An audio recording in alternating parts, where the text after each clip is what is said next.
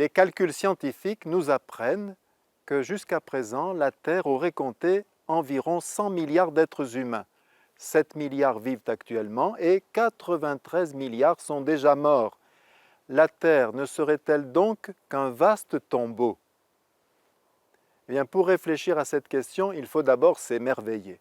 Je suis vivant, vous êtes vivant, nous sommes vivants. On a déjà exploré notre univers assez loin et on n'a trouvé nulle part de traces de vie. Mais dans cet immense univers, il y a une petite goutte d'eau qui tourne autour d'une petite flamme et sur cette goutte d'eau qui s'appelle la Terre, il y a la vie. Cette vie, elle est menacée par les pollutions de l'air, de l'eau, de la terre. Elle est menacée par les maladies psychiques et physiques. Elle est menacée aussi par ce qu'on appelle la mort spirituelle, le péché. Pour réfléchir à la question, il faut aussi penser que chaque personne humaine est à 4 strates. D'abord, la plus visible, c'est notre corps.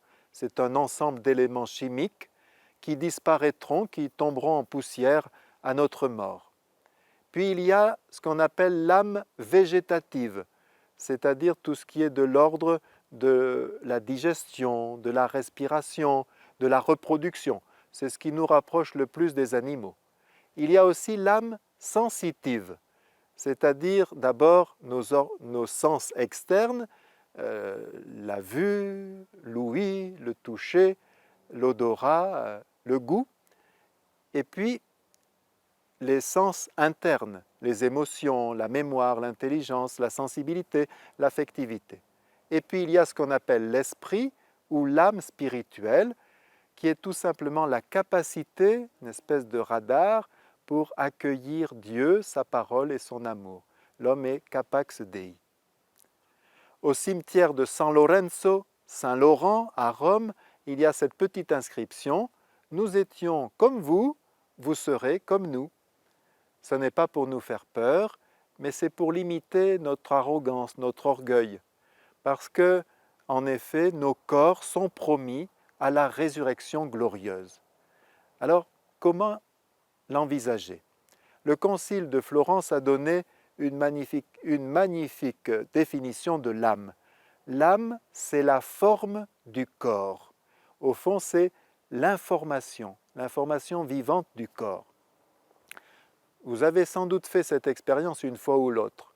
Vous traversez en voiture une ville que vous aimez beaucoup et vous apercevez avec tristesse que la belle petite maison du 18e ou du 19e coincée entre deux immeubles sans trop d'âme, on l'a démolie entièrement.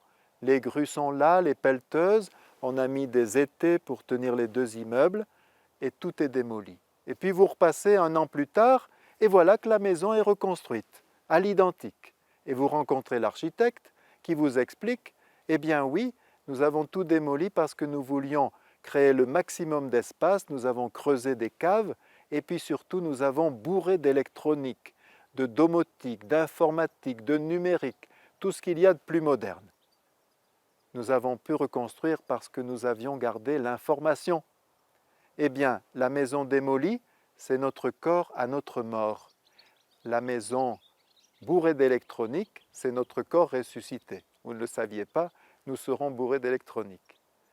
Trêve de plaisanterie, à quoi nous reconnaîtrons-nous? Une âme, on ne peut pas la reconnaître, on ne l'a pas vue.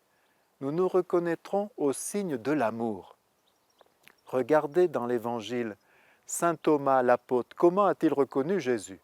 C'est le plus croyant des apôtres. Il ne l'a pas reconnu à son visage, il l'a reconnu à ses plaies dans les poignets, dans les pieds et à son côté, au signe de l'amour.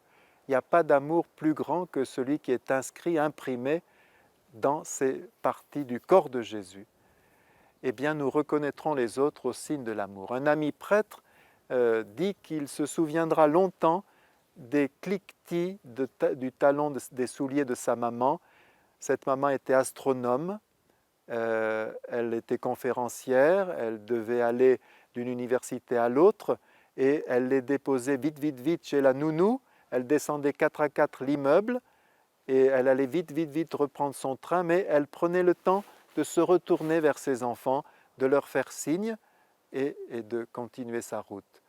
Récemment, j'ai célébré les funérailles d'une personne âgée, 91 ans, que j'avais bien connue, puisque je la voyais chaque semaine à la maison de retraite où j'allais célébrer la messe. Quand je lui disais bonjour, elle avait un beau sourire et elle voulait me dire plein de choses. Mais il y a 25 ans, elle avait été opérée d'une tumeur au cerveau. Il y a quelques mois, elle avait été victime d'un AVC. Donc les mots ne venaient pas. Elle aurait pu s'agacer, mais elle souriait, elle partait dans un grand éclat de rire. L'air de dire je suis heureux de vous voir. Eh bien, je pense que je la reconnaîtrai au ciel à ce signe de l'amour. Le cardinal Marty disait que lorsqu'il est allé en retraite dans son diocèse d'origine, l'Aveyron, il est allé visiter ses connaissances d'enfance, il est entré dans une maison et il a eu cette vision magnifique. Un vieux monsieur, son ami, était au pied de sa femme pour lui laver les pieds. Elle était immobile dans son fauteuil roulant. Et il lui a dit, « Vois-tu, tu aurais assassiné ton épouse, ce soir même tu passais au journal de TF1. Mais parce que tu fais cela, personne n'en saura rien et c'est pourtant l'essentiel. » Les signes de l'amour, c'est quelque chose.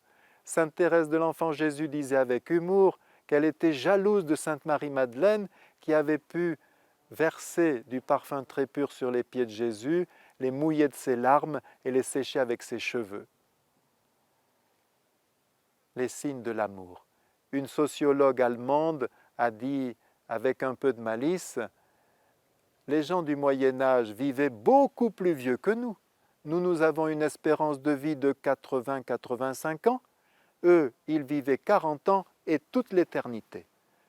C'est dans cette perspective qu'il faut nous inscrire, parce que nous comprenons que la Terre n'est pas un vaste tombeau, c'est une espèce de piste d'envol, d'aéroport, pour envoyer tous ceux qui le veulent auprès du Seigneur.